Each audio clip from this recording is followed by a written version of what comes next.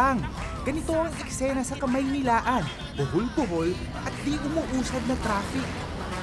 Worry no more mga bes! Dahil kamakailan lang, inilunsad ang pinakabagong app para sa mga commuters. Ang Pasan.ph.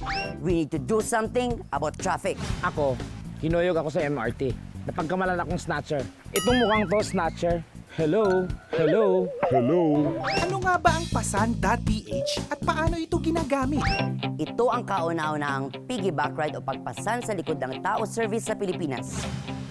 Mura na, walang siksikan, at eco-friendly pa dahil walang gamit na gasolina.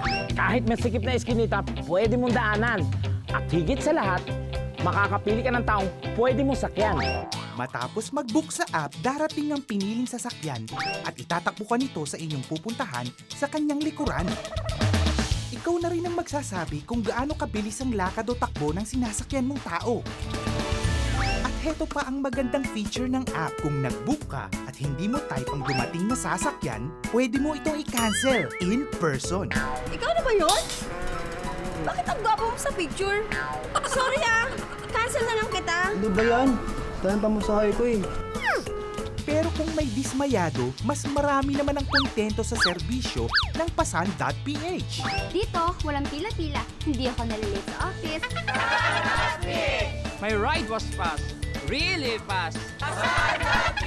Grabe! Ang bango-bango na nasaktin ko kanina. At ang pogi pa!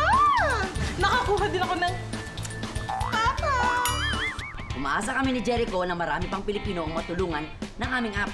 Tama! Mula sa Pilipino, para sa Pilipino. Oh, sandali. Ano ka na? Teka, ikaw to eh. Ha?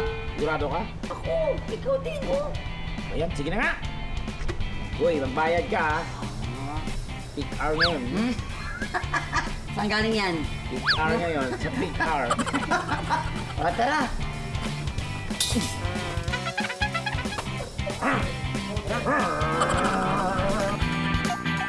Pasan.ph. Download your app. Matawa mo sa